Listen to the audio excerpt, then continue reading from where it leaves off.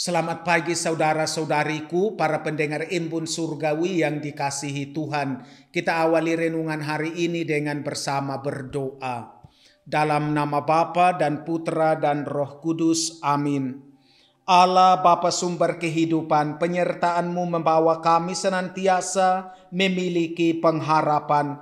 Jauhkanlah kami dari belenggu harta duniawi dan tuntunlah kami untuk mengejar harta surgawi. Dengan pengantaraan Yesus Kristus Putra-Mu Tuhan kami, yang bersama dengan Dikau dalam persatuan Roh Kudus, hidup dan berkuasa Allah sepanjang segala masa. Amin. Bacaan dari Injil Markus bab 9 ayat 41 sampai dengan 50. Pada suatu hari berkatalah Yesus kepada murid-muridnya, "Barang siapa memberi kalian minum air secangkir, oleh karena kalian adalah pengikut Kristus, ia tak akan kehilangan ganjarannya. Barang siapa mengesatkan salah seorang dari anak-anak kecil yang percaya ini, lebih baik baginya jika sebuah batu kilangan diikatkan pada lehernya, lalu ia dibuang ke dalam laut. Dan jika tanganmu mengesatkan engkau, penggallah, karena lebih baik bagimu dengan tangan terkudung masuk dalam kehidupan daripada dengan utuh kedua belah tangan masuk ke dalam neraka, ke dalam api yang tak terpadamkan. Dan jika kaki mengesatkan engkau, penggallah, karena lebih baik bagimu dengan kaki timpang masuk ke dalam hidup daripada dengan utuh kedua kakimu dicampakkan ke dalam neraka. Dan jika matamu mengesatkan engkau, cungkilah, karena lebih baik bagimu masuk ke dalam kerajaan Allah dengan bermata satu daripada dengan bermata dua dicampakkan ke dalam neraka, di mana ulat-ulat bangkai tidak mati dan api tak pernah padam. Sebab setiap orang akan digarami dengan api. Garam itu memang baik, tetapi jika garam menjadi tawar, dengan apakah kalian akan mengasinkannya? Hendaklah kalian selalu memiliki garam dalam dirimu dan selalu hidup berdamai seorang dengan yang lain." Demikianlah sabda Tuhan. Hidup adalah pilihan.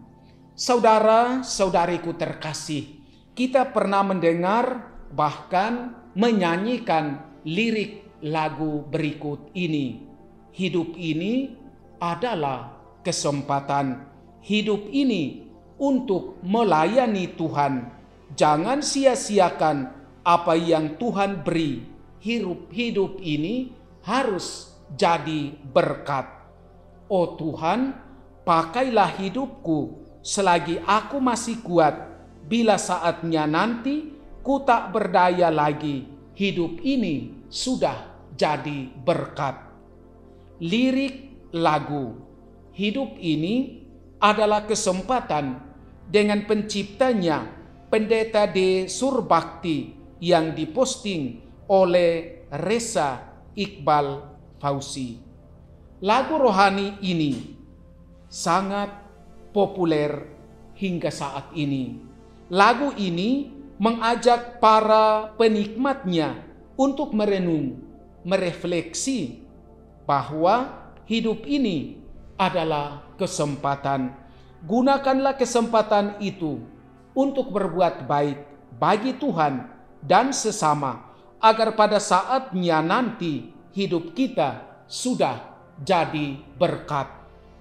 Injil Markus hari ini adalah sambungan dari kisah sebelumnya, yakni Yohanes yang memberi laporan kepada Yesus mengenai seseorang yang menggunakan namanya untuk membuat mujizat. Setelah laporan itu, ada 3 pengajaran yang diberikan oleh Yesus kepada para muridnya. Pertama, mengenai upah. Berbahagialah mereka yang mau melayani sebagai utusan Tuhan. Bukan saja hanya utusan yang mereka layani, namun yang mengutus juga yakin Tuhan sendiri. Upah kebaikan mereka tidak akan pernah diambil daripada mereka. Kedua, pengesatan entah untuk orang lain maupun untuk diri sendiri.